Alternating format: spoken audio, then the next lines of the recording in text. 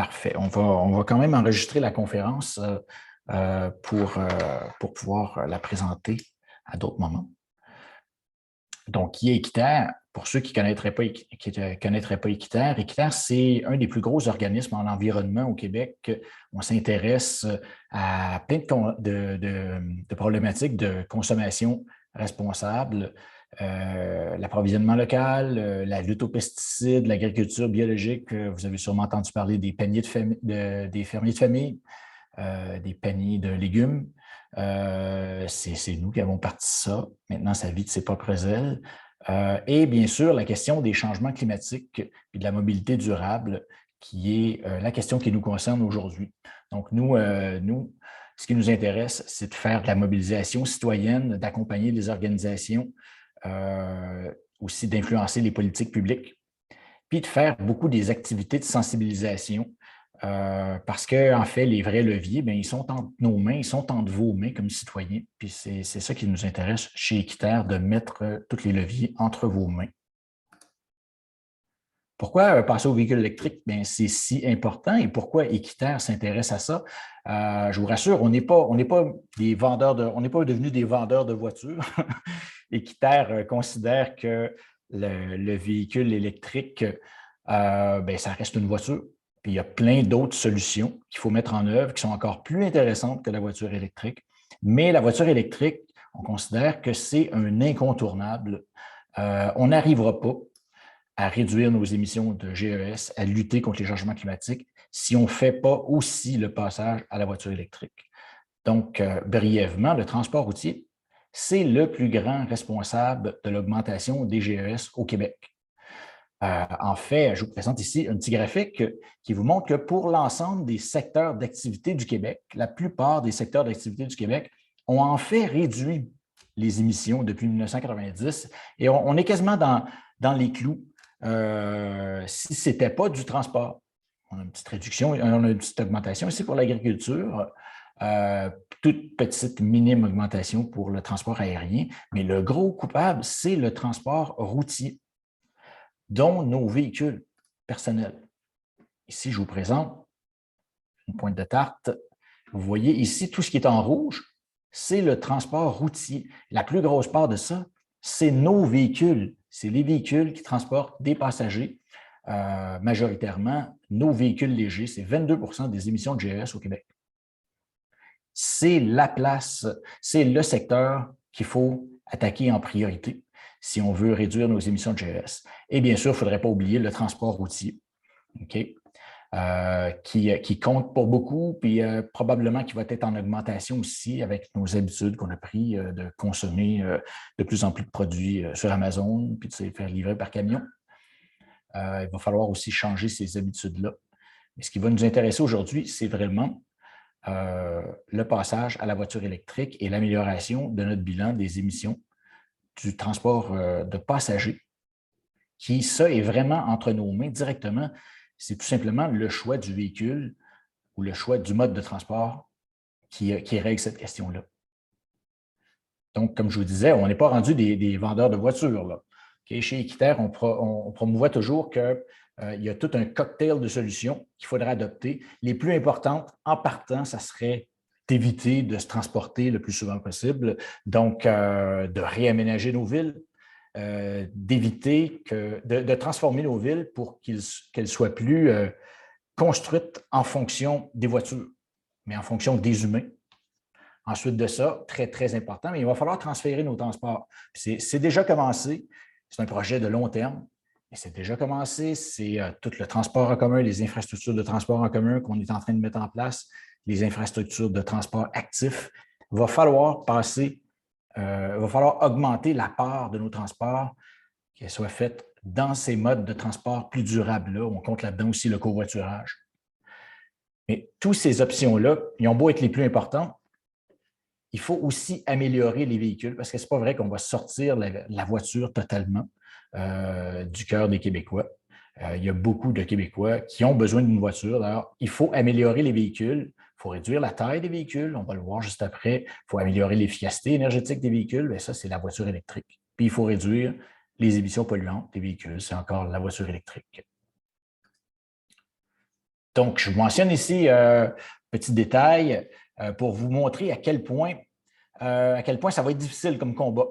OK? Et à quel point c'est un défi qu'il faut relever.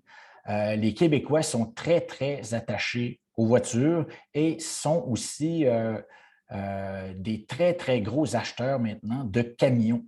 Donc, il y a une augmentation fulgurante de la taille des véhicules et ça se reflète dans l'augmentation fulgurante des émissions de GES qu'on a ces années-ci. Le VUS, c'est un des gros facteurs, un des plus gros facteurs d'augmentation des émissions de GES au Québec. OK? Donc, je vous disais que ça ne sera pas facile de sortir les véhicules légers, les automobiles, du cœur des Québécois. Bien, vous voyez ici l'illustration. Les Québécois en consomment de plus en plus, malgré toutes les campagnes de sensibilisation qu'on fait. Et les Québécois, ils mettent aussi de plus en plus d'argent. C'est atroce. On a dépensé l'année dernière, non, c'est en 2019, on a dépensé 14 milliards en camions légers. Ça, c'est les camions légers, les pick-up, les VUS et tout. Tandis que le budget d'achat de voitures est en baisse constante. En fait, c'est un transfert. Les gens achètent de moins en moins de voitures, achètent de plus en plus de camions et sont prêts à payer de plus en plus cher pour leur véhicule. Vous voyez donc que c'est un gros défi qu'on a de changer la donne, de sortir les Québécois des voitures.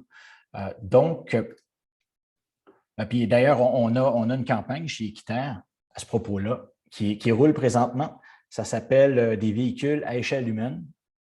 Je vous invite à consulter, à prendre en note le lien ici.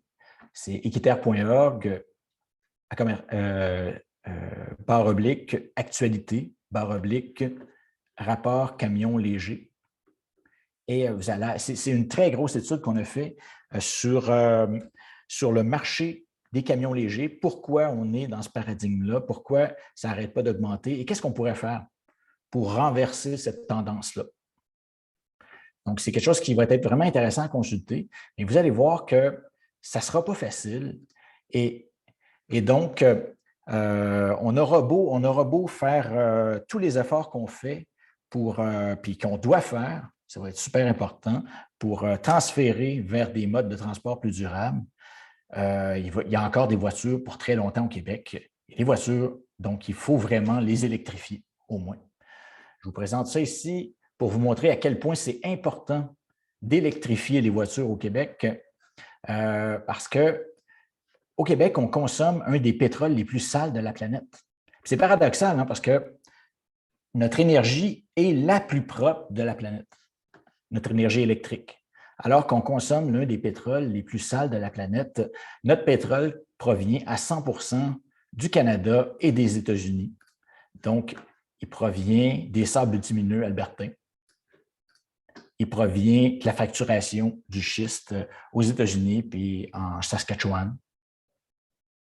Donc, ça urge qu'on transfère vers le transport électrique, alors qu'au Québec, on a vraiment l'électricité la plus propre au monde.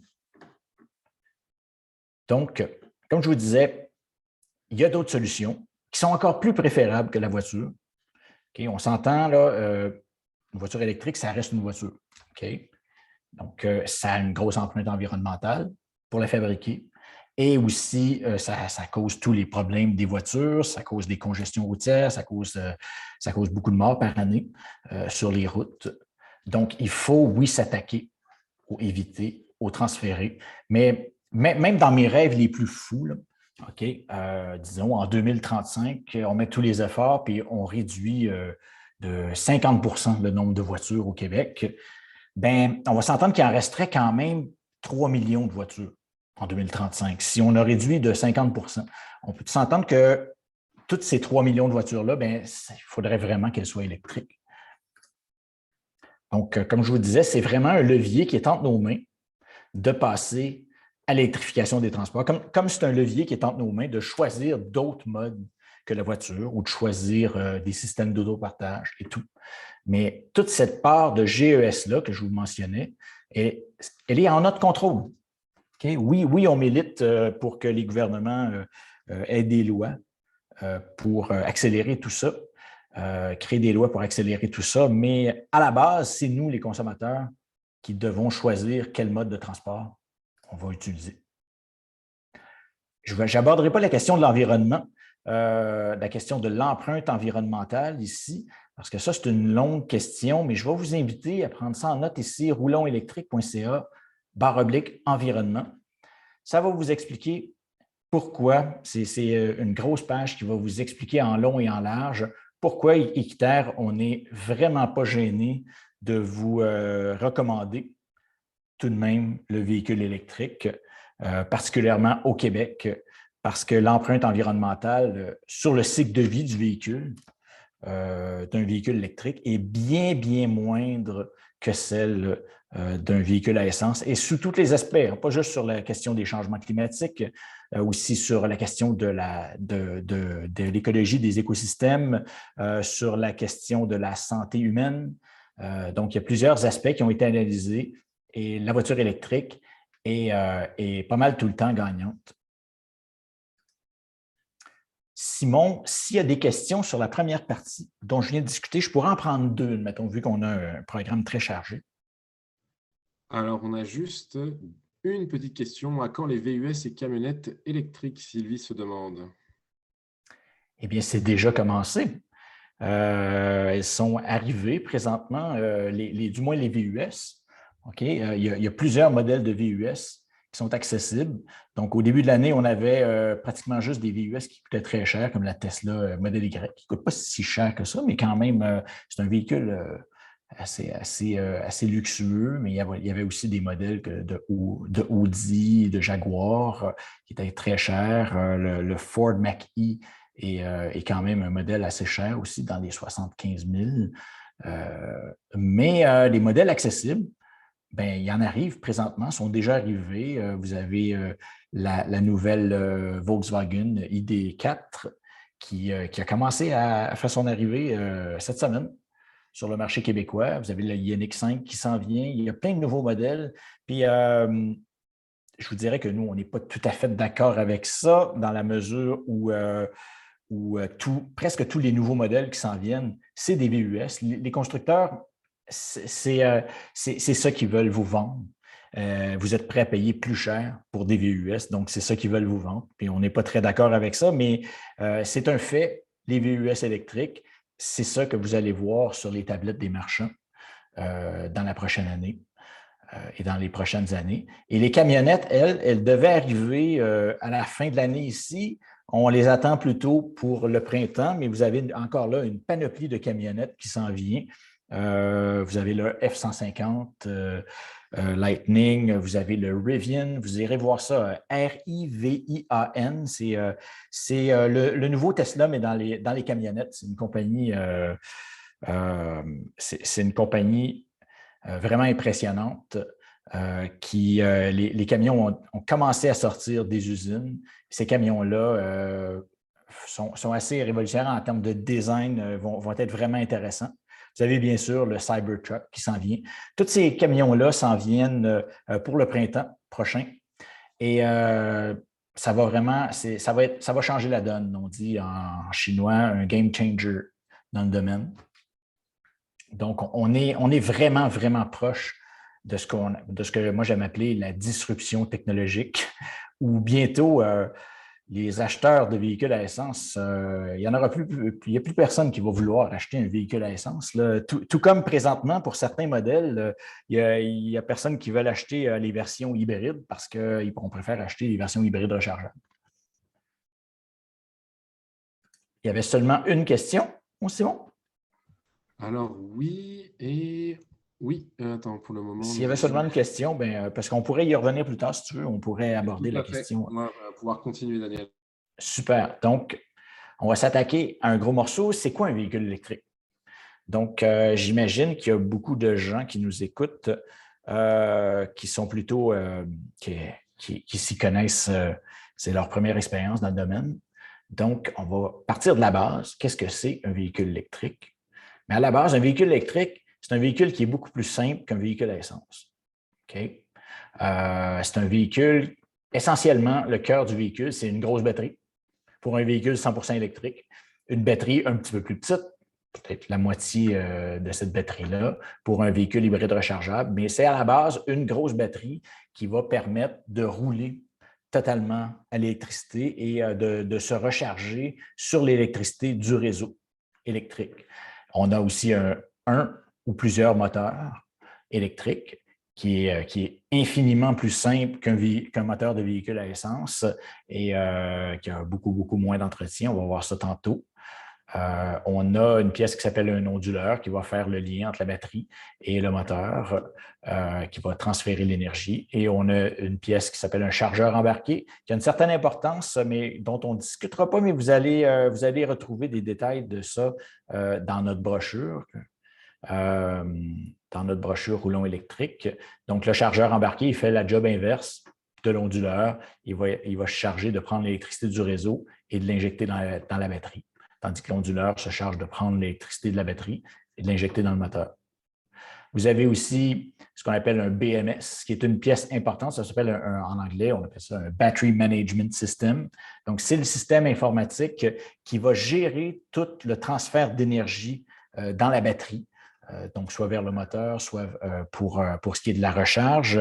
Et c'est ce système-là qui sont rendus des systèmes très avancés maintenant. Là. La technologie évolue très, très vite, qui permet d'avoir des dégradations de batterie vraiment très faibles, contrairement à ce qu'on peut colporter une batterie de véhicule électrique. Ça vieillit très bien. Ça vieillit, mais ça vieillit très bien. Pour la plupart des gens, la batterie va durer plus longtemps que la vie du véhicule, tout simplement. Et va valoir encore une fortune quand le véhicule, on va l'envoyer à la cour à scrap. Ensuite de ça, c'est quoi un véhicule hybride rechargeable? Donc, je vous ai montré auparavant un véhicule 100% électrique. Un véhicule hybride rechargeable, bien là, c'est comme un véhicule électrique, mais on a encore un moteur à essence pour prendre le relais sur les plus longs trajets parce qu'on a une batterie qui est plus petite. Donc, c'est un véhicule qui fonctionne aux deux, à l'essence et à l'électricité. C'est pour ça que je vous montre ici qu'on peut le charger d'un côté, qu'on peut mettre de l'essence de l'autre côté. Mais c'est quand même un véhicule qui a une batterie respectable, donc qui va vous permettre, selon le véhicule, de faire une grosse part de vos déplacements 100% électriques. Et je vous mentionne ici, qu'est-ce qui n'est pas une voiture électrique? Donc, une voiture hybride, ce qu'on appelle une voiture hybride conventionnelle, ce n'est pas une voiture électrique. Okay? Donc, il y a des fabricants qui aimeraient vous faire croire que c'est électrique, mais dans le fond, ce n'est pas du tout. Oui, dedans, il y a un moteur électrique qui permet de récupérer l'énergie de freinage, qui permet aussi de faire avancer à très basse vitesse le véhicule. Il y a une batterie qui permet d'accumuler l'énergie qu'on va avoir récupérée en freinant. Mais c'est essentiellement un véhicule qui roule 100% à essence.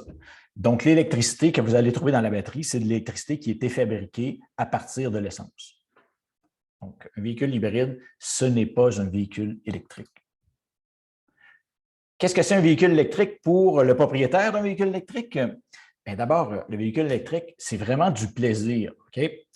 Au-delà de ce que je vais vous parler, des économies, tous les trucs rationnels, il y a un truc très, très irrationnel, c'est que c'est du fun, un véhicule électrique. C'est une réponse instantanée, une très, très bonne tenue de route, meilleure que les véhicules à essence de la même catégorie. Très, très grande stabilité. Vous avez vu tout à l'heure que la batterie est énorme et située dans le plancher, mais ça fait un véhicule très, très stable qui va tenir la route et très, très stable l'hiver aussi. Donc, plus sécuritaire l'hiver. Il y en a même qui se laissent prendre parce que c'est des véritables petits tanks dans la neige. Mais bien sûr, si vous essayez de passer à travers un banc de neige, il faut ménager parfois nos ambitions parce qu'on peut rester pris. Mais ça va passer à travers la plupart des bancs de neige, contrairement à un véhicule à essence comparable. Il y a aussi une caractéristique très, très intéressante qui est le freinage régénératif, qui est vraiment jouissif quand on conduit un véhicule électrique, parce que tout est fait dans le véhicule pour vous montrer comment on récupère l'énergie, comment ça va augmenter votre autonomie quand vous faites attention ou quand vous utilisez les freins correctement. Donc, ça devient un défi de tous les jours. C'est très ludique, c'est comme un jeu de conduire. Ensuite de ça, un véhicule électrique, c'est du confort et du bien-être. C'est extrêmement silencieux. Quand vous allez conduire un véhicule électrique, au bout de pas longtemps, tous les véhicules qui sont autour de vous, qui sont à essence, vont vous sembler des véritables bazous là, qui font du bruit, qui sentent mauvais. C'est inévitable. Il y a aussi plus d'espace dans un véhicule électrique. Dans la plupart des véhicules électriques, surtout tous les véhicules électriques récents qui sont conçus comme des véhicules électriques en partant. Donc, c'est sûr que les premiers véhicules électriques qui ont été designés, c'était des véhicules à essence qu'on a transformés en véhicules électriques dans lesquels on a casé une batterie. Mais les véhicules électriques modernes, je vous dis moderne entre guillemets parce que c'est un peu hallucinant de voir que ça fait même pas, ça fait à peu près 10 ans que les véhicules électriques sont sur le marché. Puis quand on parle de moderne, c'est des véhicules des toutes dernières années, peut-être 4 ans. Donc, ceux-là ont beaucoup plus d'espace. La batterie est dans le plancher, donc il n'y a pas de tank à gaz, il n'y a pas de transmission.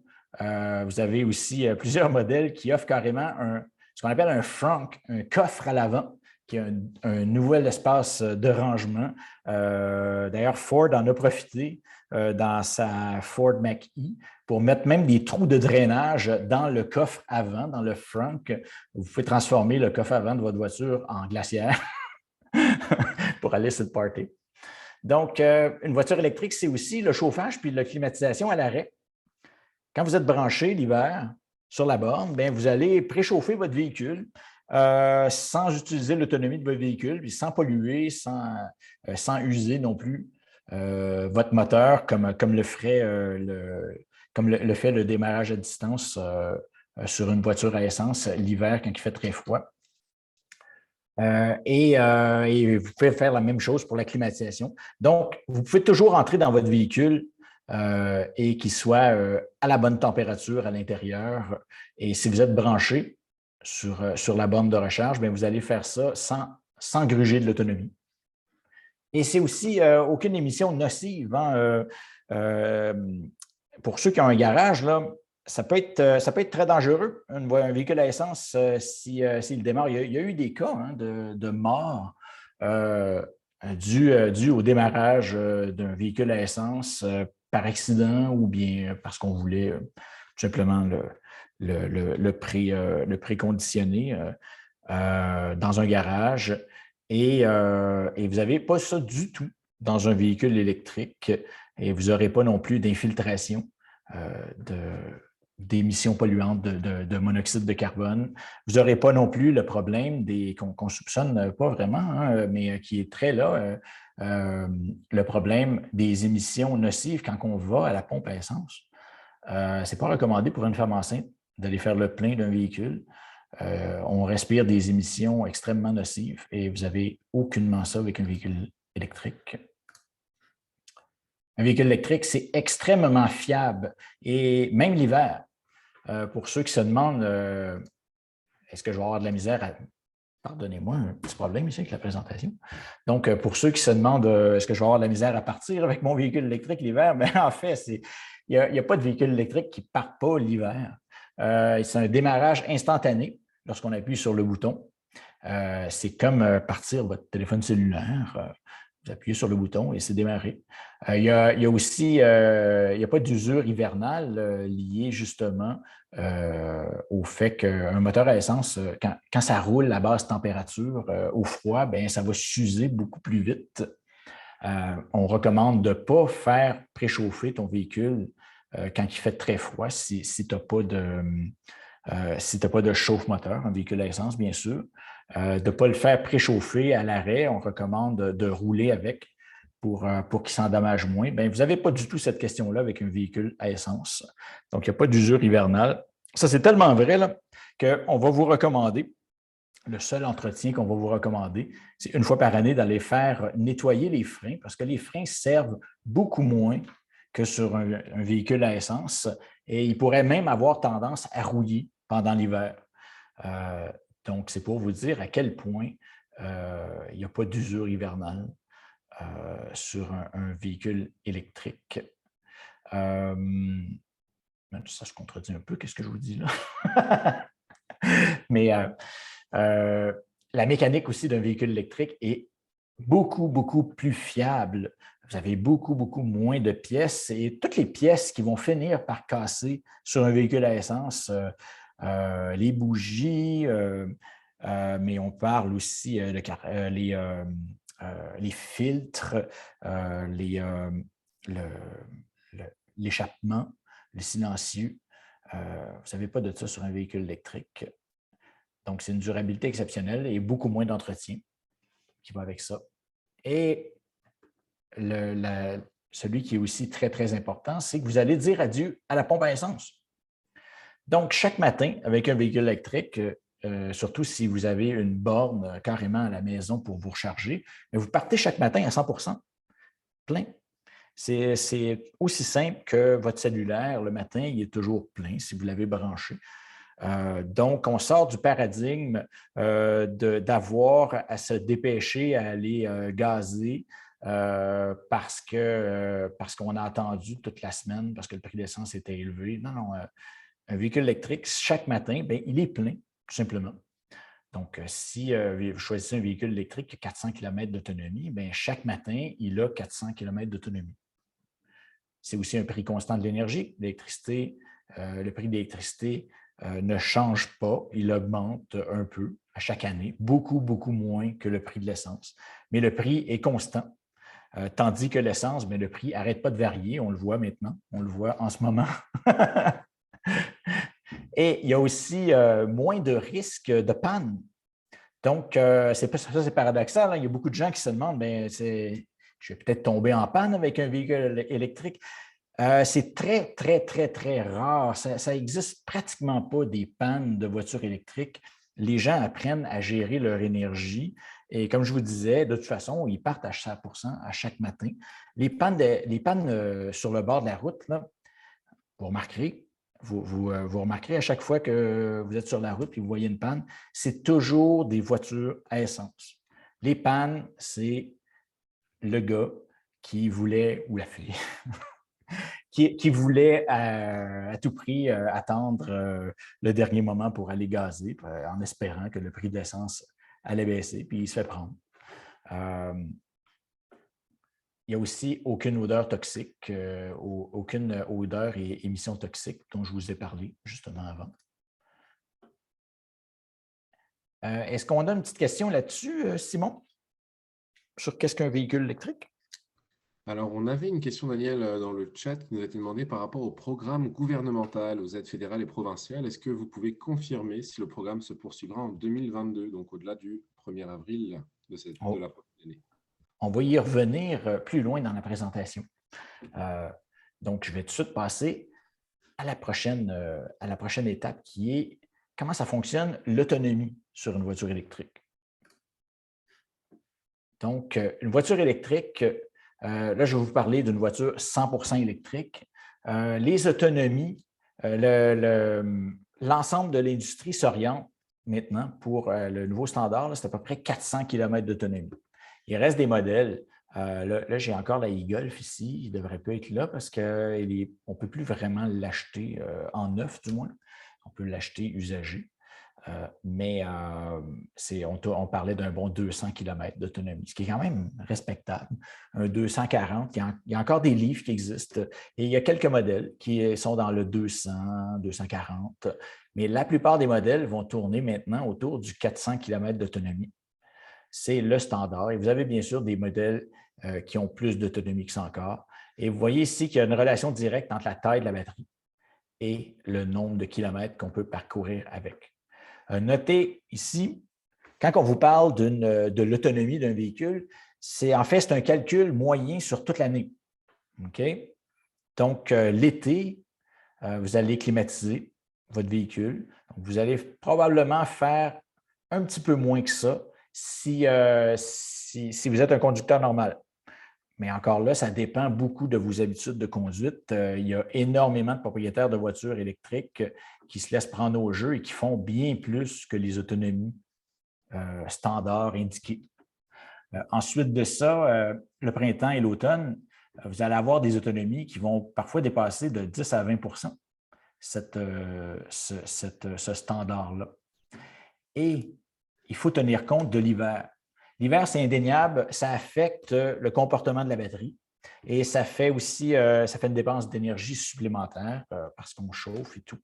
Donc, il faut tenir compte du fait qu'en moyenne, on parle d'une réduction de l'autonomie d'un véhicule l'hiver entre 20 et 30 ça dépend des régions du Québec, ça dépend des conditions climatiques, mais on parle d'un 20 à 30 normalement, mais ça peut aller jusqu'à 40 dans les pires journées de l'hiver. Ça reste tout de même respectable. Si vous prenez un véhicule qui a un bon 400 km d'autonomie, bien, il reste quand même 250 km chaque matin. Donc, pour la plupart des Québécois, c'est amplement suffisant. La moyenne des Québécois parcourt à peu près chaque jour 40 km. Et donc, même un véhicule qui aurait 120 km d'autonomie, pour la majorité des Québécois, ça suffit amplement. Bien sûr, c'est sûr qu'il faut y aller en fonction de ses besoins. Et quand on va aborder la question de la recharge, vous allez voir que ce n'est pas tant de contraintes que ça, parce que les journées, je vous parle, que vous pouvez perdre jusqu'à 40 c'est exceptionnel dans l'année. C'est des journées où il fait moins 25 puis il vente à écorner des bulles. Ensuite de ça, on parlait des VUS tout à l'heure qui s'en viennent. On parle d'autonomie qui, encore là, varie autour de 400 à 525 km pour des modèles à plus grosse batterie. Dites-vous que la plus grosse batterie, bien, on la paye aussi, s'il y a une très grosse augmentation du prix. Puis vous voyez une petite différence ici entre un véhicule d'à peu près la même gamme, comme une Ford Mach-E, et une Tesla Model Y. La Tesla Model Y ayant beaucoup plus d'autonomie. Mais c'est parce que les constructeurs, les constructeurs comme Ford, qui ne sont pas des constructeurs de voitures 100% électriques, bien, ils n'arrivent pas encore à optimiser la dépense énergétique dans les véhicules de la même façon que Tesla réussit à faire parce qu'eux, ils ne construisent que des véhicules électriques depuis plus longtemps. Et donc, ils ont des meilleures autonomies, de la meilleure efficacité énergétique. Mais c'est sûr que ça va tendre à augmenter. Okay, les constructeurs vont apprendre et s'en vont tous vers l'électrique.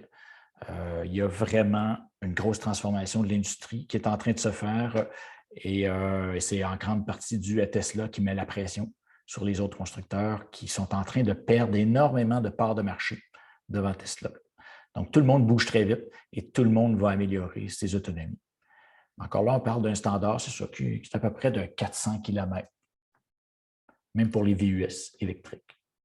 Quand on parlait d'autonomie des hybrides électriques et des hybrides rechargeables, des hybrides branchables, mais là, on va parler d'entre 40 et 85 km. Pour un modèle, 85 km pour un modèle comme la vôtre, qui est pratiquement une voiture 100% électrique. Là.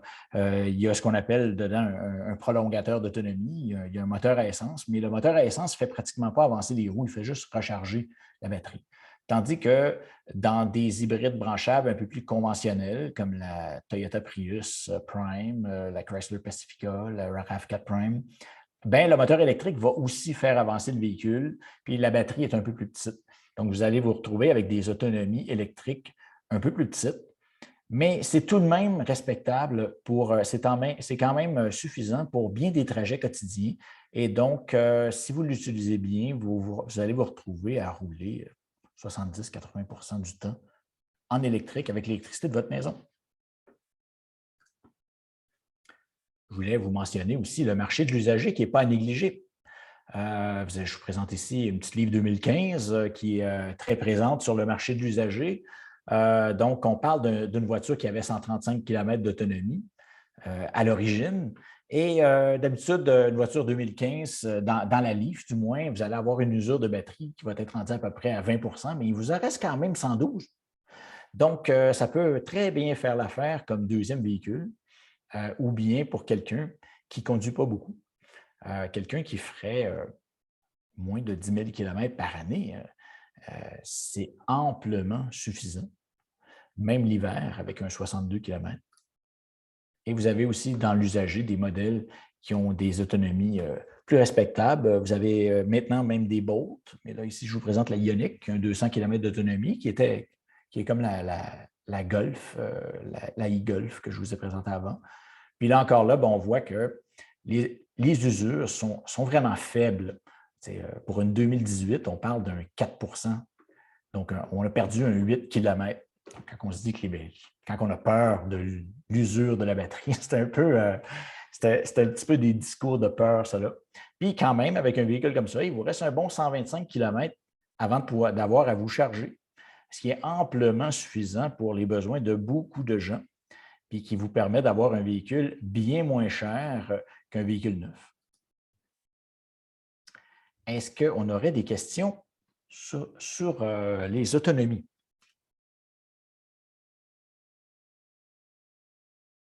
Simon. Est-ce que tu es là, Simon? Si Simon n'est pas là, on va passer tout de suite à la question de la recharge. Ça, c'est quelque chose qui fait peur aux gens, mais en fait, ça n'a vraiment rien de compliqué. Okay? C'est vraiment comme votre téléphone cellulaire. Vous arrivez le soir, vous le branchez, vous n'y pensez plus. Donc, j'aurais beau vous dire, ça prend 8 heures charger le véhicule. Hein? Ben, en fait, ça se passe durant la nuit là, ou ça se passe pendant que vous travaillez. Donc, vous n'avez pas à vous soucier vraiment de ça. Donc, tous les véhicules, on peut les charger sur une prise domestique, une prise de 120. Mais c'est sûr que sur une prise domestique, on va gagner de l'autonomie beaucoup plus lentement. On parle d'un 6 km/h. Donc, tous les véhicules viennent avec une prise qu'on peut brancher dans une prise domestique. Mais pour un véhicule 100% électrique, c'est juste une solution d'urgence, si vous avez vraiment besoin ou si vous êtes à un endroit qui n'a pas de borne de recharge, puis vous allez gagner des kilomètres pendant la nuit. Mais sinon, c'est un plan B d'utiliser la prise domestique. Mais ce n'est pas tout à fait vrai pour des véhicules hybrides rechargeables. Il y a beaucoup de gens quand tu as un 40 km d'autonomie sur ton véhicule, bien, à 6 km/h, ça va prendre quelques heures pour gagner la moitié de ton autonomie. Donc, ça peut être intéressant d'utiliser la prise domestique. Il y a beaucoup de gens qui ont des hybrides rechargeables, du moins les hybrides rechargeables qui ont entre 20 et 40 km d'autonomie, qui ne s'achètent pas de borne de recharge, qui utilisent juste la borne domestique. Maintenant, si vous avez une 100% électrique, c'est beaucoup mieux de passer à la borne de 240 volts. Vous allez en installer une chez vous, c'est vraiment pas compliqué. Et ça, vous allez gagner un bon 30 km/h d'autonomie pour chaque heure de recharge. Donc, et le gros avantage de ça, c'est que ça coûte une fraction du prix que coûte l'essence. Ça coûte, c'est pour de vrai, là, ça coûte 2 $ par 100 km pour rouler avec l'énergie de votre maison. Ça, c'est réel. Là. Les électromobilistes moyens ont une facture d'électricité entre 3 et 400 d'entre 3 et 400 $ pour rouler en véhicule électrique. On va pouvoir aussi installer une borne de recharge en condo sans problème. Il y a des subventions qui existent pour ça. J'y reviendrai après. Mais on a une section sur notre site, sur roulonsélectrique.ca, où vous allez avoir des explications sur ça. Vous allez trouver la section dans roulonsélectrique.ca/condo. Donc, vous allez trouver plein d'informations sur comment on fait pour s'acheter une borne de recharge puis pour installer une borne de recharge résidentielle quand on reste en condo ou si on demeure en logement, comment un propriétaire peut nous donner accès à une borne de recharge. On va passer à la recharge publique, comment ça fonctionne. Donc, il faut garder en tête que pour la très, très, très vaste majorité des gens, là, la recharge publique, c'est quelque chose d'occasionnel. Okay? La recharge sur la route, c'est quelque chose de très occasionnel qui va servir pour des très longs trajets qui vont dépasser notre autonomie. Mais on essaye de s'en servir le moins souvent possible et surtout, d'habitude, si on peut se brancher à la maison, mais on ne chargera pas tout le véhicule, on va juste mettre l'énergie à partir d'une borne de recharge publique. On va juste prendre l'énergie dont on a besoin pour se rendre à destination et brancher notre voiture sur notre compte d'électricité à 2 par 100 km. Donc, on a de la recharge à 240 volts, qui est une recharge de commodité qui coûte 1 à 2 de l'heure, qui nous permet encore là de récupérer 40 km/h en moyenne. Donc, j'aurais plutôt dû vous dire à peu près 40 km/h sur la 240 tout à l'heure. C'est plus le chiffre de 40 km/h qui est vrai pour la niveau 2 qu'on appelle. Ça vous fait quand même un prix de 3,25 par 100 km. Donc, qui est beaucoup, beaucoup, beaucoup moindre que l'essence. Et donc, ça m'amène à vous parler du fait que si vous n'avez pas la possibilité de vous brancher à la maison, d'avoir une borne de recharge à la maison, bien, vous allez devoir dépendre de la recharge publique. Et il y a énormément, je mets des superlatifs, mais il y a beaucoup, beaucoup de gens qui possèdent des voitures électriques qui n'ont pas de borne de recharge à la maison, qui dépendent de la recharge publique et donc qui vont charger leur voiture la nuit pour la semaine ou qui vont se charger 2 fois par semaine à 3,25 par 100 km. Et contrairement à ce qu'on peut penser, ce n'est pas si contraignant. C'est plus contraignant que d'avoir une borne à la maison, je vous l'accorde, mais ça se fait. Ça se fait et ça vous permet de profiter de tous les avantages dont je vous ai parlé avant de conduire une voiture électrique. Il y a aussi les bornes de recharge rapide ici. Donc, les bornes de recharge rapide, c'est ce que les gens sont le plus intéressés à savoir souvent. Bien, ça, c'est des bornes de recharge qui vont vous permettre de gagner à peu près 240 km par heure de recharge. Mais faites-vous pas d'illusions. Les gens qui vont se charger pour gagner 240 km, ils vont se charger pendant 1 heure de temps. Ils ne sont pas légion. C'est des gens qui font un voyage occasionnel, qui s'en vont faire un voyage en Gaspésie 1-2 fois par année. C'est ces gens-là qui vont se charger aussi longtemps. La moyenne de temps que les gens se chargent sur la recharge rapide, quand ils en ont besoin, parce que pour la vaste majorité des gens, on n'utilise jamais ça, bien, la plupart des gens qui se rechargent sur la recharge rapide, c'est 15 à 20 minutes, pas plus. C'est le temps d'aller prendre un café. Et pour beaucoup, pour les gens les plus wise, ben, en fait, une recharge, c'est pas mal plus court que ça. C'est pas plus que 10 minutes, juste pour le temps de se rendre à destination ou bien de faire un saut de puce jusqu'à la prochaine borne de recharge. Parce qu'il faut savoir que la recharge au début, elle est plus rapide, ça va charger plus vite et ça va diminuer. Plus la batterie va être pleine, la vitesse de recharge va diminuer. Donc, les gens les plus aguerris ne vont pas se charger longtemps. Ils vont faire des petits sauts de puce de 5-10 minutes entre chaque borne de recharge.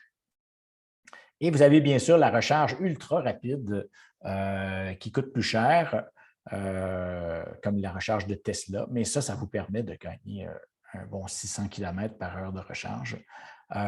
Chez Tesla, la recharge coûte à peu près 7 par 100 km, tandis que l'autre recharge dont je vous parlais juste avant, c'est à peu près 6,25 par 100 km que ça coûte. Donc, ça reste encore là beaucoup, beaucoup moins cher que rouler en voiture à essence, même quand on dépend de la recharge publique. Et comme je vous le disais, c'est exceptionnel. La plupart des gens n'utilisent jamais les bornes de recharge publique. On est très chanceux. Au Québec, on a un des réseaux les plus développés au monde. Ces chiffres-là ne sont même pas bons. Je pense que c'est plus de 500 maintenant. Je n'ai pas eu le temps de réviser la slide tout à l'heure. Donc, on a vraiment un des réseaux les plus développés et presque tout le Québec est couvert. Il n'y a plus d'endroits maintenant au Québec où tu ne peux pas aller. Tu peux même aller jusqu'à La Grande jusqu'à la rivière La Grande, à la baie James, puis tu peux même aller jusqu'à Fermont en voiture électrique. Mais je ne vous cacherai pas que vous rendre à La Grande ou vous rendre à Fermont, bien là, c'est une expédition. OK? Et je ne vous conseille pas d'y aller l'hiver. Sauf que, parce que c'est très, très loin, la distance entre les bornes de recharge est quand même grande. Mais ça se fait. Donc, presque tout le Québec est couvert. Et dans les régions habitées plus denses, jusqu'en Gaspésie, jusqu'à la Côte-Nord, bien, les bornes de recharge, il y en a en masse pour couvrir les besoins d'une voiture qui aurait juste 200 km d'autonomie, admettons. Donc, on parle des bornes de recharge entre 50 à 100 km maximum de distance entre chaque borne de recharge. Hydro-Québec développe le réseau de plus en plus, suit l'accélération de l'électrification pour essayer de la devancer. Et les bornes de recharge sont très, très faciles à trouver. C'est quasiment un jeu, hein, de planifier. Ça a l'air compliqué comme ça a l'air d'un enfer de planification, mais au contraire, c'est quasiment un jeu planifier ses voyages en voiture électrique. Il y a plein d'applications qui existent. Il y a une application de circuit électrique qui est très, très bien faite, qui va tenir compte de votre véhicule, des dénivelés, de la température, du vent, name it. Vous avez Better Route Planner, une application qui marche un peu partout dans le monde, dont au Québec. Vous avez ChargeHub, sur lequel vous pouvez trouver des bornes très facilement. Donc, vous allez pouvoir utiliser l'application de votre choix et même vous allez avoir les bornes carrément dans l'écran de votre véhicule. Je vous invite tout de suite pas tout de suite, mais je vous invite à prendre en note l'adresse pour télécharger notre brochure qui couvre tous les points dont je vous discute là, mais aussi bien plus.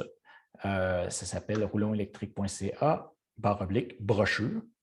Et vous allez pouvoir télécharger la brochure 2021 sur les véhicules électriques.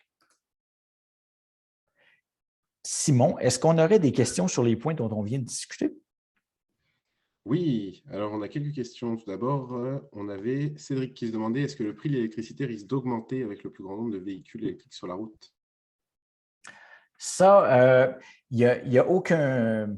C'est sûr qu'on n'a pas de boule de cristal, là, mais moi, en tout cas, ce n'est pas quelque chose qui m'inquiète. L'électricité, le prix de l'électricité est régi par une instance qui s'appelle la Régie de l'énergie. Et de toute façon, ce n'est pas dans l'intérêt d'Hydro-Québec de commencer à essayer de faire de l'argent sur les électromobilistes. Anyway, c'est quand même une part marginale de l'électricité qu'on consomme. La consommation d'un véhicule pour un ménage, c'est l'équivalent du chauffe-eau dans votre maison. Donc, tous les ménages auront beau avoir des véhicules électriques. Hydro-Québec n'aura pas vraiment d'intérêt d'augmenter le prix de l'électricité juste pour ça, là. OK? Donc, il n'y a aucun risque à ce niveau-là, contrairement au prix de l'essence. Si vous vous inquiétez, moi, je m'inquiéterais beaucoup, beaucoup, beaucoup plus du prix de l'essence. Vous le voyez actuellement, il est rendu à 1,55 et il n'y a aucune raison que ça s'arrête d'augmenter. Si les gens sont prêts à payer pourquoi ils arrêteraient d'augmenter le prix de l'essence? Et tant qu'à moi, ben, même si je suis encore moi-même un conducteur de voiture à essence, puisque je conduis vraiment très peu, je vais vous en parler un petit peu. Je vais vous en parler dans une autre conférence sur comment on choisit un véhicule électrique et comment on peut faire le meilleur choix possible. Donc, il y a certaines personnes comme moi, ben, qui ne sont pas vraiment prioritaires à électrifier. J'aime mieux laisser ça aux gens qui roulent plus que la moyenne. Eh bien, ben moi, ça me fait plaisir. Quand je vois le prix de l'essence augmenter, je vous dis, ça va juste être plus décisif pour qu'on fasse la transition plus rapidement. Est-ce que tu avais une autre petite question? Bien évidemment, on a une petite question. José qui se demandait, j'envisage l'achat d'un hybride rechargeable, mais dû à de nombreux voyages en forêt. En niveau environnemental, est-ce que c'est un mauvais choix? Et au niveau entretien, est-ce que c'est le pire des deux mondes? Non, au niveau entretien, ce n'est pas le pire des deux mondes. Ça reste, les hybrides rechargeables, c'est des véhicules tout de même extrêmement fiables. Donc, oui, ils vont coûter plus cher à entretenir qu'un véhicule électrique, mais tout de même, ils coûtent beaucoup moins cher à entretenir qu'un véhicule à essence. j'ai une petite slide un peu plus loin qui va vous parler de ça. J'espère qu'on va avoir le temps de… Parce on est déjà rendu à 8h moins 5. Est-ce que tu penses, Simon, qu'on devrait allonger un peu la conférence? Ah, On pourrait rajouter une demi-heure si les gens sont d'accord, bien sûr. Mais c'est quelque chose qu'on va aborder justement, qu'on pourrait aborder un peu plus loin. Le fait que les véhicules hybrides rechargeables coûtent moins cher d'entretien, en fait, que les véhicules à essence. Et environnementalement parlant, c'est pas mieux, c'est pas beaucoup moins pire qu'un véhicule électrique, beaucoup plus pire qu'un véhicule électrique, parce qu'on va rouler presque 100 du temps à l'électrique. Donc, oui, au niveau de la fabrication, vu qu'on a une plus petite batterie, bien, ça a pris un peu moins d'énergie et de ressources pour le faire. Mais sur l'ensemble du bilan global, ça va être à peu près équivalent, un petit peu plus élevé que le véhicule électrique, mais c'est dans les mêmes eaux par rapport à un véhicule à essence, tout simplement parce que le gros de l'empreinte environnementale d'un véhicule, c'est l'essence qu'on met dedans. On pourrait aborder, si tu veux. Qu'est-ce que tu en penses si on allonge ça d'une demi-heure, Simon? ça dépend en fonction de ce que tu as à dire, bien évidemment, Daniel. On avait aussi une petite question par rapport à l'industrie automobile qui s'est rendue pour créer les bornes pour fonctionner finalement pour tous les modèles. C'est Simon qui se demande. Est-ce qu'il y aura quelque chose qui va pouvoir être compatible avec finalement tous les modèles de voitures électriques comme toutes les pompes pour les voitures à essence? Ben, c'est déjà commencé, ça. On avait 2 standards principalement. En fait, il y en a un troisième qui c'est le standard de Tesla. Tesla n'a aucun intérêt, lui, à changer son standard de borne de recharge. Puis même aimerait plutôt que tout le monde fasse comme lui, mais ça ne se fera pas. Mais il existait une petite guerre entre le standard CHAdeMO et le standard CCS Combo, qu'on appelle. Et là, ben, dernièrement, c'est le CCS Combo qui a gagné. Et je vous annonce que dès cette année, dans le fond, il n'existera plus. Tous les nouveaux modèles vont utiliser le CCS Combo. Puis c'est vraiment l'industrie qui, un peu comme pour le VHS puis le bêta, a décidé à un moment donné de simplifier ça. Et le bêta est disparu, bien, le CHAdeMO est en train de disparaître. Et donc, les futures bornes, pour l'instant, on installe toujours des bornes qui ont les 2 ports de recharge, CHAdeMO et CSS Combo, tout simplement parce qu'il y a beaucoup, beaucoup de véhicules électriques qui ont encore les CHAdeMO. Mais dans les années qui s'en viennent, on va se mettre à installer des bornes qui vont avoir juste le CCS Combo. Le standard, c'est ça que ça va devenir dans les prochaines années. Et Tesla aussi a embarqué en éliminant ils avaient un adaptateur qu'on pouvait mettre sur les bornes, qu'on pouvait mettre sur les bornes pour passer du mode de la prise Tesla à la prise CHAdeMO. Ils ont éliminé ça, eux autres aussi, cette année. Et maintenant, là, ils vendent seulement l'adaptateur CCS Combo, comme ils ont fait en Europe. Parfait, Daniel. Merci beaucoup. On avait une question d'Amar sur c'est quoi la durée de vie d'une batterie finalement? En général, je pense que tu avais un petit peu abordé le sujet, mais une batterie, ça dure combien d'années? Combien de temps? Comme je vous disais, pour la plupart des gens, une batterie, ça dure plus longtemps que la vie du véhicule. On s'entend pour dire qu'une batterie, ça va durer entre 15 et 20 ans. Puis quand je vous dis que ça dure entre 15 et 20 ans, c'est pour avoir une dégradation où vous allez perdre à peu près 30 de votre autonomie. Donc, ça veut pas dire que le véhicule est plus utilisable quand on est rendu à, mettons, 70 d'autonomie. C'est juste que c'est un véhicule qui va convenir à beaucoup moins de monde. Du moins, ça, c'est vrai quand on avait des véhicules qui avaient 120 km d'autonomie ou même qui avaient 200 km d'autonomie. Mais on va s'entendre tout de suite qu'un véhicule qui a 400 km d'autonomie, ben, quand il va avoir perdu 70 de son autonomie au bout de 15 ans, puis qu'il va encore très, très bien rouler, là, il va trouver son acheteur très facilement. Vous allez pouvoir le revendre et il va y avoir quelqu'un qui va acheter ce véhicule-là. Il va rester 70 de 400. Donc, on parle on fait le compte, 280 km. Donc, ça va convenir à beaucoup d'acheteurs. Donc, on peut parler de entre 15 et 20 ans, durée de vie, dans un véhicule. Et là, après ça, les batteries, ils vont avoir une deuxième vie pour d'autres utilisations. C'est sûr et certain, ça, c'est déjà commencé. Il y a un gros marché pour la reprise des batteries, pour les démanteler et les utiliser pour des installations solaires. Et éventuellement, les batteries vont être recyclées. Il n'y a aucun risque. Il n'y a aucune batterie qui va se retrouver au dépotoir. Et d'ailleurs, au niveau du recyclage au Québec, on est parmi les leaders avec Recyclage Lithium, qui ont développé un procédé de recyclage qui recycle jusqu'à 95% du contenu des batteries. L'usine pilote à roule en ce moment. La vraie usine commerciale s'en vient dans quelques années et va être prête à rouler bien avant, bien avant qu'on ait des gros volumes de batteries à recycler, parce que de toute façon, comme je vous disais, ça dure entre 15 et 20 ans. Si tu veux, on passerait à la question subvention, parce que ça, c'est quelque chose qui va intéresser beaucoup les gens. Allons-y. Donc, on saute dans l'eau. Les subventions, comment ça marche? Bien, les subventions pour un véhicule électrique, un véhicule 100% électrique, ça va jusqu'à 13 000 $. Vous avez un 8 000 $ qui vient du provincial et vous avez un 5 000 $ jusqu'à 5 000 $ qui vient du fédéral. OK? Et il faut noter que ce 13 000 $-là est appliqué avant les taxes. Non, pardonnez-moi, je dis n'importe quoi. Après les taxes. Donc, quand vous achetez votre véhicule, il ne faut pas se tromper, on vous donne un PDSF, un prix de détail suggéré de temps. Bien, à cela, vous allez ajouter les accessoires, vous allez ajouter les frais de préparation du véhicule qui peuvent parfois monter à 1 800 $. Vous allez ajouter des taxes, puis après ça, vous allez enlever la subvention. Donc, la subvention réelle, c'est un petit peu plus que 11 000 $, à peu près 11 300 $. Okay? C'est quand même très, très appréciable. Les véhicules hybrides rechargeables, les VHR, donc vous allez obtenir jusqu'à 6 500 $ de subvention.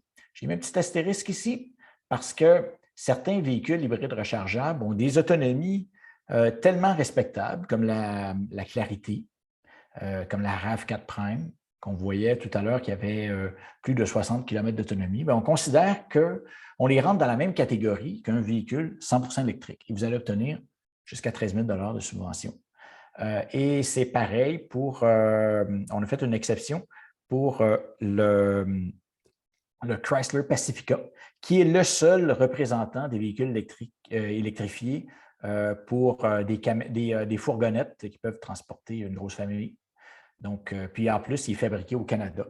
Fait que lui, on lui offre l'avantage du 13 000 $ de subvention, même s'il n'a qu'à peu près une quarantaine de kilomètres d'autonomie. Il est extrêmement recherché.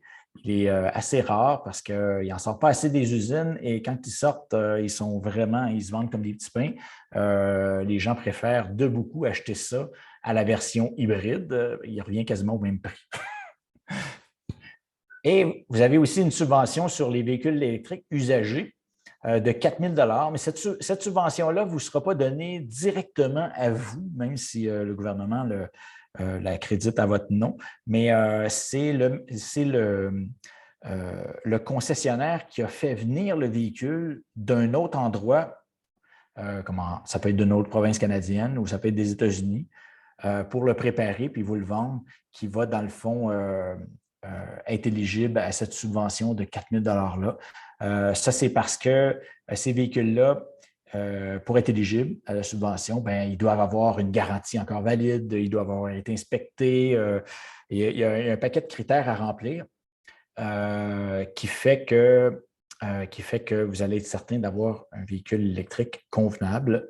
Et c'est, comme je vous disais, c'est applicable seulement à des véhicules qui viennent de nos provinces ou des États-Unis parce qu'il ne faut pas que le véhicule ait reçu aucune subvention au Québec.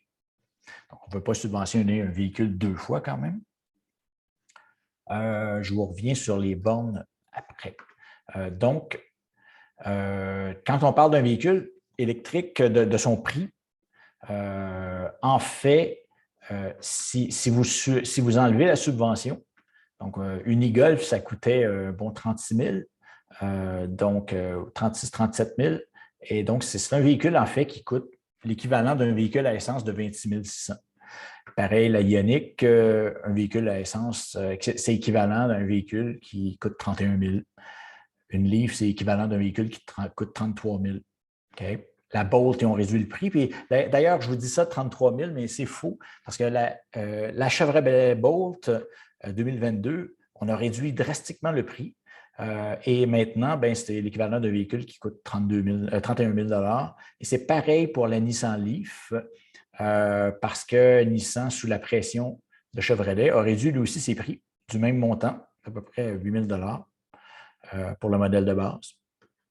Donc, puis même une Tesla Model 3 véhicule, la Tesla Model 3 de base est l'équivalent d'un véhicule qui coûte 40 300. Donc, on se demande souvent, regarde, le véhicule électrique, c'est réservé aux riches, mais je vous ferai remarquer que la moyenne des automobiles vendues au Québec, c'est 35 000. La moyenne des véhicules vendus au Québec, c'est 45 000. On ne parle pas de véhicules pour les riches. Les véhicules hybrides rechargeables, vous voyez que les prix ne sont pas beaucoup plus bas que pour les véhicules 100% électriques. Et vous allez avoir l'avantage que si vous faites des longs trajets, bien, vous n'aurez pas à vous arrêter à la borne de recharge pendant 15 minutes. Mais les prix sont quand même à l'avenant, même après subvention. Et vous allez voir qu'il y a moins à gagner en termes d'économie. Mais tout de même, encore là, ce n'est pas des véhicules extrêmement chers. Ce n'est pas des véhicules pour les riches, si on veut. Donc, en subventionnant la voiture électrique, ce n'est pas vrai qu'on subventionne des riches, finalement. Et je vous parle des subventions pour les bornes. Donc, pour installer votre borne domestique à la maison, ou pour 1 à 4 logements du moins, c'est une subvention de 600 $. Installer une borne, acheter et installer une borne, c'est à peu près en moyenne 1 200 $. Mais c'est sûr que ça dépend de votre installation électrique. Ça dépend de la longueur de fil qu'il va avoir à tirer pour se rendre à votre borne de recharge. Ça dépend d'un paquet de facteurs, mais c'est en moyenne à peu près 1 200 $. Donc, la subvention coûte à peu près la moitié du coût. Bon, 600 $. En condo, ça coûte beaucoup plus cher installer votre borne de recharge en condo d'habitude, du moins la première borne de recharge qu'on va installer dans le condo, parce qu'il va y avoir des petites modifications à faire. Il va y avoir des fils à passer le plus souvent un peu partout dans le garage et des appareils pour gérer l'énergie, pour distribuer la charge, pour pouvoir éventuellement avoir plusieurs véhicules branchés sur la même installation électrique, bien, c'est un prix beaucoup plus élevé, mais là, le gouvernement vous offre jusqu'à 5 000 $ de subvention et il couvre 50 % des frais, jusqu'à 5 000 $ pour chaque borne. Donc, si vous êtes dans un condo et que vous voulez installer 10 bornes, la subvention, c'est assez conséquent. Là. Si vous convainquez il suffit de convaincre son syndicat de condo et ils sont de moins en moins difficiles à convaincre parce qu'on commence à voir les avantages qu'il y a pour les propriétaires, ne serait-ce que l'augmentation de la valeur de votre condo. Et en prime, au niveau de l'installation des bornes de recharge, il y a certaines municipalités qui offrent des subventions en plus. Donc, ça va entre 100 et 500 $. Dans notre site Internet sur roulonsélectrique.ca, vous allez trouver des informations aussi sur les subventions, toute la liste des municipalités qui offrent des subventions. Est-ce que tu as d'autres… Ah oui, on avait une petite question concernant les subventions, hein, si les subventions vont se prolonger en 2022? Tout à fait, exactement. Si elles vont être renouvelées et quels seront les montants? Donc, il n'y a pas d'annonce comme quoi que ça allait être enlevé. Il n'y a pas d'annonce comme quoi que ça allait être diminué, ni augmenté d'ailleurs. Ça c'est sûr que c'est les gouvernements, à chaque budget, du moins le gouvernement fédéral a annoncé son truc pour 3 ans. Là, il devrait annoncer un renouvellement, j'imagine. Et le gouvernement provincial, il renouvelle son budget à chaque année. Donc, on est toujours en attente à chaque mois de mars de savoir si ça va être prolongé ou pas.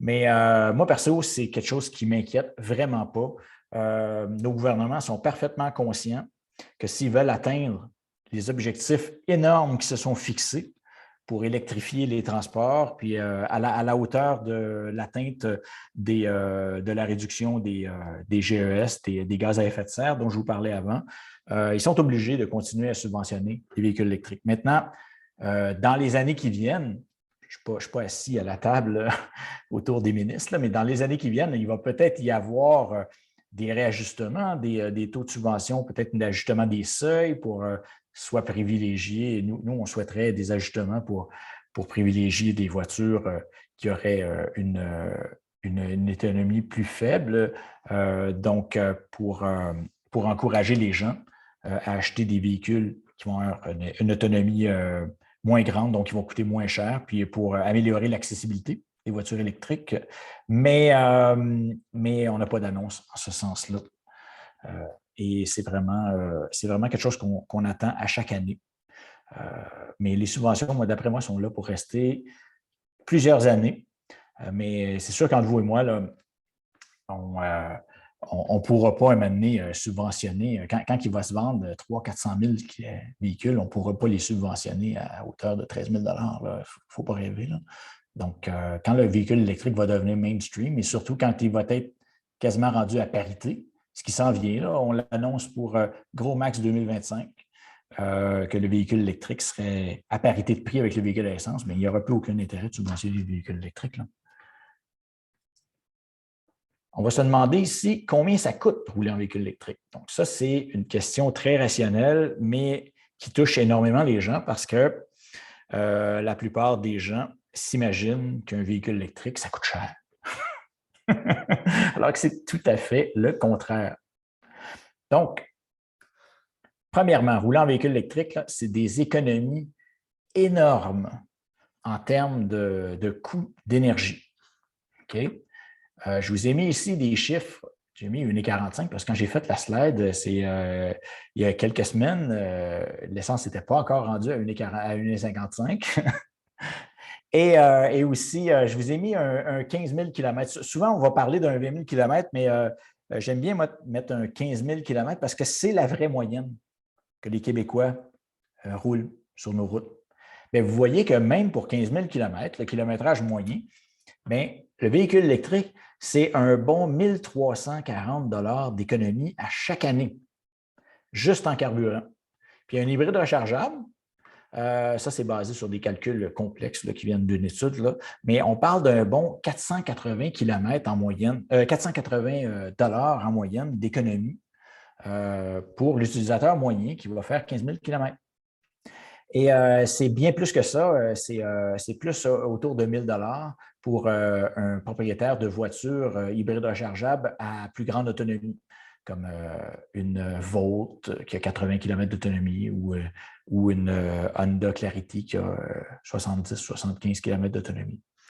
Donc, c'est énorme, là. Rouler en voiture à essence, on parle de 11,60 par 100 km en moyenne à 1,45 $ le litre. Puis ça, je vous parle d'une voiture qui consomme du 8 litres au 100. Là. Je ne parle même pas du VUS qui consomme du 12 litres au 100. Là. Donc, une voiture moyenne qui roule au Québec, 11,60 par 100 km et 2 $ par 100 km à rouler électrique avec l'électricité de votre maison. Ça, c'est super important ce que je vous mentionne là parce que quand on parle de combien ça coûte rouler en véhicule électrique, il faut considérer l'ensemble des coûts de possession du véhicule.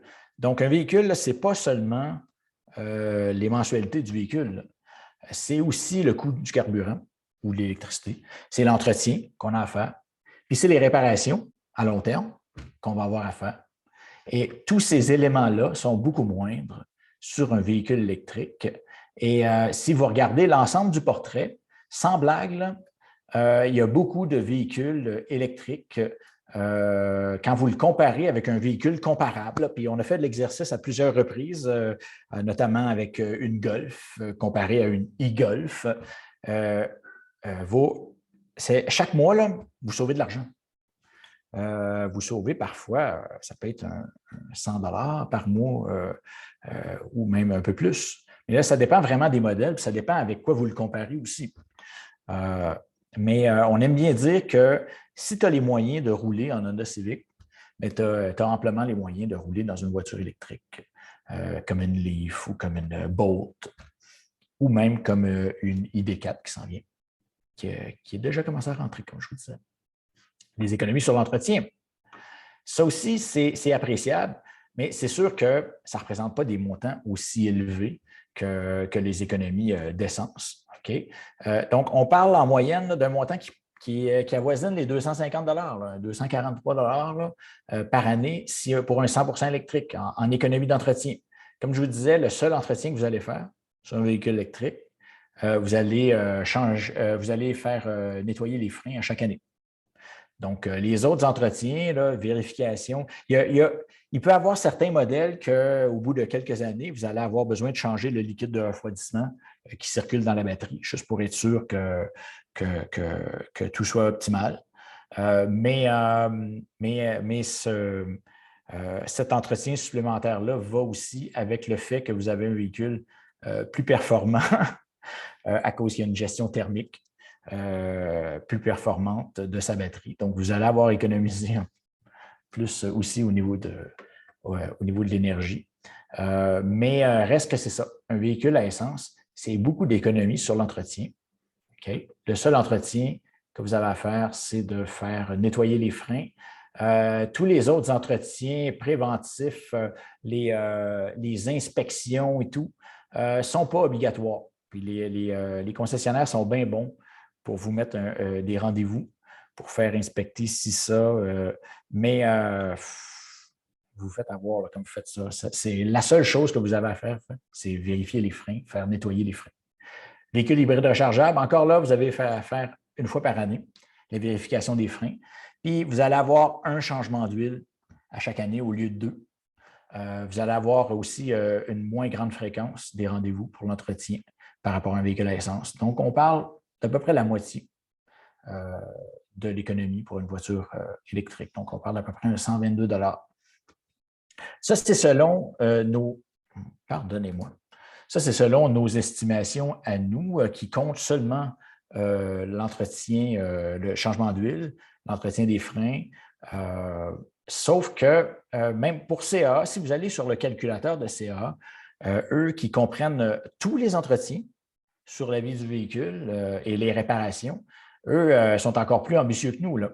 On parle sur 10 ans de facilement, pour un modèle vraiment comparable, on parle d'un bon 3 700 $ de différence en termes d'entretien sur 10 ans et pour une hybride rechargeable d'environ 1 300 $. Donc, sur 10 ans. Oups, je pense que... Oui. Donc, on a ici d'autres petits avantages économiques qui peuvent être appréciables que je vais vous mentionner parce que ça va toucher certaines personnes. Okay? Puis chez certaines personnes, là, même, ça va devenir vraiment ce qu'on appelle en chinois un no-brainer. C'est comme incontournable. Donc, il y a des avantages qui viennent avec ce qu'on appelle la plaque verte. Quand on plaque son véhicule électrique, on a ce qu'on appelle une plaque verte qui vous donne certains avantages. Un de ces avantages-là, c'est d'avoir accès au pont à péage gratuitement. Donc, c'est un avantage qui est temporaire, là, parce que c'est certain que quand la majorité des véhicules vont être rendus électriques, on ne commencera pas à offrir cet avantage-là pour la moitié des véhicules. Donc, probablement que ça va changer. Mais pour le moment, c'est un avantage qui est très, très appréciable pour quelqu'un qui a utilisé ces ponts-là dans la région de Montréal. On parle de quelqu'un qui travaillerait, qui reste dans la région de Terrebonne, puis qui a à voyager à Anjou ou bien même sur la rive sud et qui pourrait gagner énormément de temps en traversant la 25, en véhicule à essence, ça coûte très cher par année si tu as à voyager à tous les jours. Tandis que c'est totalement gratuit avec un véhicule électrique. Pour quelqu'un qui l'utilise à tous les jours, là, ça représente entre 1 390 et 1 730 $ d'économie. C'est énorme. Donc, quelqu'un qui est dans cette situation-là, ça devient vraiment décisif. Et quelqu'un qui aurait utilisé l'autoroute 30, le pont de l'autoroute 30, encore là, on parle d'un bon 1 200 d'économie si vous l'utilisez à tous les jours. Donc, c'est un avantage auquel il faut penser. Pour certaines personnes, du moins. Vous avez accès aussi aux voies réservées. Ça, ben, ça ne vous fera pas un avantage monétaire, mais ça va vous faire un gain de temps précieux, du moins pour les gens qui ont à utiliser ces voies réservées-là. Et je vous dirais, profitez-en le temps que c'est là, parce que quand le flot de véhicules électriques va être rendu trop gros, comme actuellement c'est en Norvège, en Norvège, on les a enlevés, ces avantages-là, parce que là, ben, ça devenait nuisible aux autres modes de transport, comme le transport en commun ou taxi, parce qu'il y a tellement de voitures électriques. Mais pour l'instant, c'est un avantage que vous avez au Québec. Profitez-en. Moi, quand je vais voir ma mère à Terrebonne, puis que je suis pris dans le trafic sur l'autoroute 25, puis je vois les voitures électriques passer à côté de moi à 100 km/h, ça devient un peu frustrant. Et de la même façon, pour eux, ils doivent bien rigoler. Et vous avez accès aux traversiers.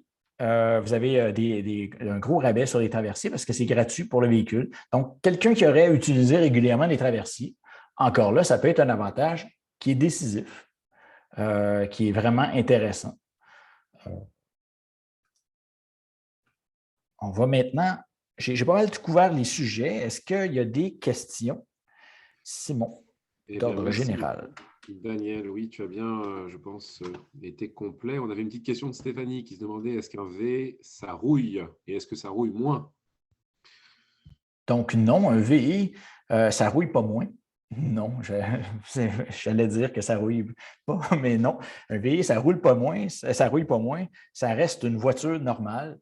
Donc, on va le voir d'ailleurs dans notre webinaire de vendredi avec CA Québec. On va vous parler des anti-rouilles, mais ça va être recommandé de faire appliquer un anti-rouille sur voiture électrique, du moins sur la plupart des voitures électriques. Il y a une exception du côté de Tesla, les modèles S, il me semble que les modèles 3 aussi. C'est fait en aluminium, ça ne rouille pas. Mais la plupart des modèles des voitures électriques, c'est comme une voiture normale, donc ça va rouiller si vous ne la protégez pas bien. Donc, c'est conseillé de poser un anti-rouille, mais pas n'importe où. Donc, il y a des ateliers qui ont développé une spécialité là-dedans qui va faire qu'il n'y aura aucun problème avec votre garantie et qui vont faire une job vraiment professionnelle. Donc, allez pas n'importe où pour faire installer un anti-rouille. Installez pas, faites pas installer un anti-rouille, ce qu'on appelle électrique. Là, on fait circuler un courant dans la voiture. Il y a certains concessionnaires qui ont eu la mauvaise idée de faire ça et ça cause vraiment des problèmes électriques au niveau de la voiture. Et de toute façon, c'est une grosse arnaque, ces systèmes-là. Non, les anti-rouilles conventionnels, c'est ça qui marche et autant pour une voiture électrique que pour une voiture à essence, mais faites-le pas installer n'importe où. Il y a quand même des composantes critiques dans une voiture électrique qu'il ne faudrait pas qu'ils soient aspergés d'huile ou bien qu'ils soient attaqués par les produits anti-rouille. Merci Daniel. On avait une petite question aussi de José qui se demandait si on pouvait aller au lave-auto avec sa voiture électrique. Donc la réponse c'est oui.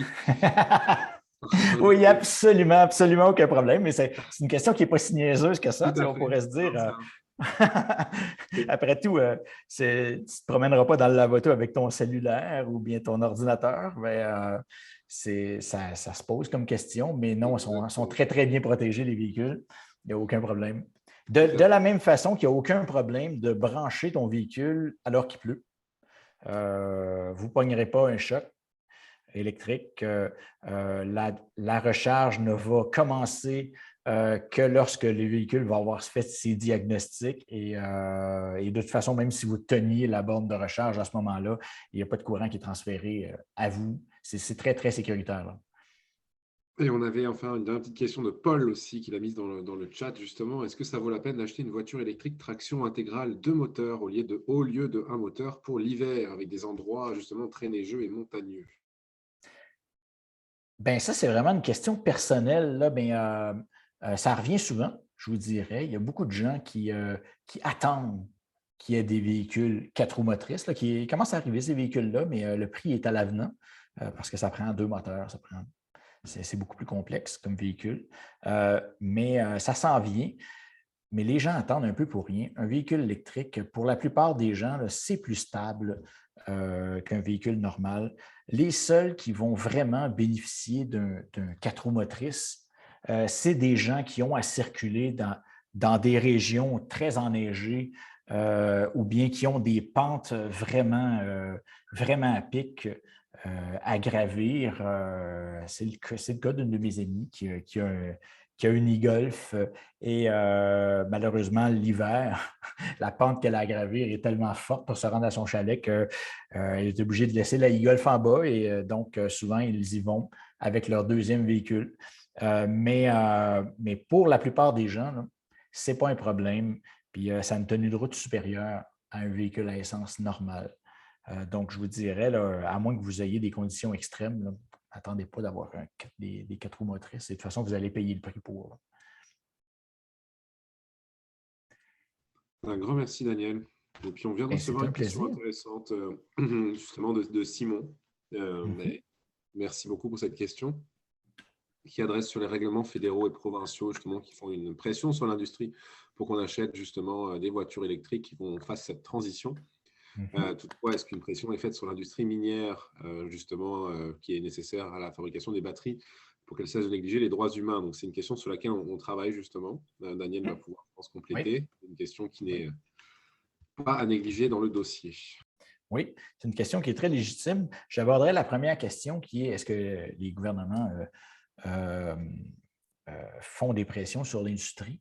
Ce n'est pas encore arrivé au Canada, mais au Québec, on est à l'avant-garde de ça et maintenant la Colombie-Britannique nous a suivis. Nous, on a suivi la Californie avec notre loi VZE qu'on appelle, une loi sur les véhicules zéro émission qui impose des seuils à atteindre aux vendeurs, aux manufacturiers, dans le fond, des seuils de véhicules pour qu'ils soient électrifiés, les véhicules qu'on vend au Québec.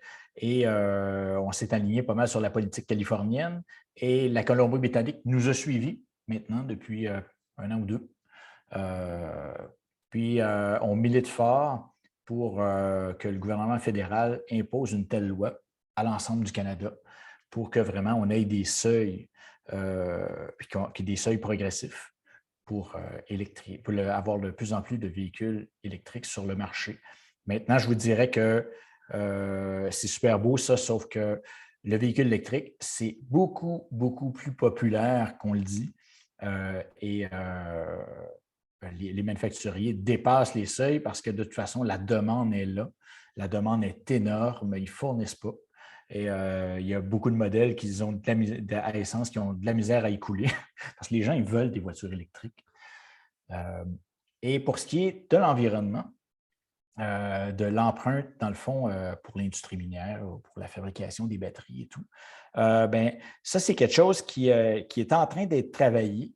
Il y a beaucoup de pression internationale et il y a beaucoup de problèmes qui se sont améliorés, notamment la question du cobalt en Afrique. Il y a eu beaucoup, beaucoup de travail fait par Amnesty International et par d'autres acteurs qui ont vraiment amené à des changements là, sur le terrain. Maintenant, il faut poursuivre ce combat-là. Moi, même si je vous dis qu'il faut il ne faut pas se servir de ces situations-là comme prétexte pour ne pas électrifier. Il faut quand même s'intéresser à ces aspects-là. Donc, je vous inviterai à vous intéresser puis même à supporter Amnesty International dans ces actions qui font vraiment des changements puis qui poussent vraiment l'industrie à améliorer ses pratiques. Ce n'est pas juste l'industrie de la voiture, hein, c'est l'industrie de tous nos produits technologiques qui est basée sur des métaux critiques, les cellulaires, les Apple de ce monde, les Samsung. Donc, les pressions qui sont faites par Amnesty International et d'autres acteurs jouent sur tous ces tableaux-là, dont les voitures électriques. C'est un combat qu'il faut continuer. Et on pourrait même se demander, au Québec, on va avoir besoin de miner. pour aussi aller chercher des matériaux. Ben, encore là, moi, je vous dirais que c'est une question de responsabilité en termes de Québécois. On ne peut pas toujours exporter notre pollution comme ça. Il va falloir s'assumer maintenant, puis tirer les ressources de notre sous-sol aussi pour fabriquer les produits qu'on consomme avec tellement d'enthousiasme. Sauf qu'il ne faudra pas le faire n'importe comment. Donc, il faut vraiment suivre ces dossiers-là. Intéressez-vous à, il y a une initiative au Québec qui s'appelle Pour un Québec qui a meilleure mine, dont on supporte les actions chez Équiterre pour pas que le développement minier se fasse n'importe comment. Il faut qu'il se fasse d'une façon responsable. Il va falloir faire un développement minier. Il va falloir que ça soit de façon responsable et au bénéfice des Québécois. Merci Daniel pour cette belle réponse. On a Ça fait aussi, plaisir. pour répondre entre autres à José, donc pour ceux qui sont inscrits au webinaire de mercredi et vendredi, ils seront enregistrés et peut-être disponibles sur roulantélectrique.ca. Cependant, la meilleure façon d'obtenir toute l'information, c'est d'être présent. Alors, on va quand même vous encourager peut-être à y être. On va peut-être finir une dernière petite question, Daniel, de Paul, qui était précise pour clôturer ce soir. Et merci à toutes et tous encore d'être présents. Qu'en est-il des rappels des GM pour la Bolt? En fait, Paul se pose la question par rapport au danger d'incendie et souhaitait être rassuré, j'imagine. Bien, vous pouvez être rassuré. GM a pris vraiment la question au sérieux et a pris le dossier à bras-le-corps. Ça va lui coûter des milliards de dollars. Actuellement, je pense que c'est plus de 3 milliards de dollars, la facture. Donc, ils ont pris le problème vraiment au sérieux. Même s'il est arrivé, il me semble qu'il n'est pas arrivé aucun incendie au Québec. Les incendies, c'est surtout aux États-Unis. Puis c'est beaucoup lié à la chaleur. Hein. Ce qui va faire du mal à une batterie, essentiellement, c'est la chaleur. Puis là, ben, il y a des endroits dans le monde où qu'on atteint on atteint les températures critiques pour des batteries beaucoup plus facilement. Donc, puis avec les changements climatiques, ça ne s'améliorera pas. Hein. Donc, il y a eu des problèmes dus à la chaleur, dus à un défaut de fabrication, en fait, des batteries qui les rendait beaucoup plus sensibles à ça.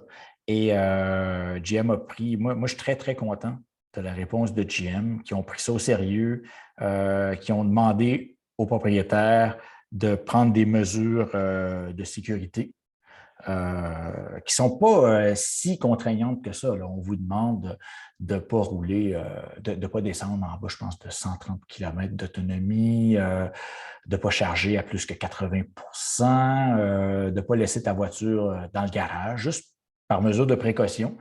Et c'est sûr que c'est difficile comme mesure. Là. Ça a été tout un engagement de GM de prendre ces mesures-là, mais ils ne peuvent pas se permettre, du point de vue de leur image de marque, d'avoir des incendies. Et ce qui est vraiment magnifique, c'est que GM a pris tellement ça au sérieux que là, tous les véhicules de 2017 à 2022. Les 2022, ils sont tous dans les stationnements des concessionnaires parce qu'ils n'ont pas le droit de les vendre pour l'instant, tant que le problème n'est pas réglé. Tous ces véhicules-là vont obtenir des batteries absolument neuves de dernière technologie qui ont plus de 400 km d'autonomie. Je pense que c'est le 417 km d'autonomie. Donc, en fait, les propriétaires de Bolt usagers des premières générations de Bolt avant la 2022 sont extrêmement contents. Ils vont obtenir une batterie neuve. Donc, moi, je n'ai aucun problème avec la question de GM. Puis je trouve qu'ils ont eu une réponse très respectueuse dans ce dossier-là.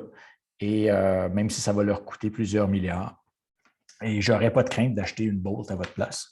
De toute façon, vous allez avoir, si vous achetez une Bolt usagée, vous allez avoir une batterie neuve, anyway, dans pas longtemps. Ils ont commencé à les changer. Hein. Dans les concessionnaires, là, ça roule présentement. Il y a plein de gens qui reçoivent une notice de se présenter, puis on change les batteries. Eh bien, merci beaucoup, Daniel, pour toutes ces réponses et cette belle Ça fait plaisir. conférence. Je pense qu'on a eu beaucoup de, de gens qui étaient heureux dans le chat d'en apprendre davantage. Et donc, n'hésitez pas justement à vous inscrire à la conférence de mercredi, mais aussi la conférence de vendredi. Et c'est la semaine nationale du véhicule électrique. Alors, si vous vous rendez sur roulonelectrique.ca/semaine nationale, vous pouvez voir les concessionnaires participants si vous avez envie de faire des essais routiers cette semaine pour essayer justement des véhicules électriques. Donc, un grand merci à toutes et à tous. Un grand merci, Daniel. Et n'hésitez pas à nous écrire. Si vous avez des questions, la moindre question, écrivez-nous info au pluriel à commercial-roulonelectrique.ca. On va se faire un plaisir de répondre à vos questions. Tout à fait. Donc, on se dit à mercredi. Au revoir.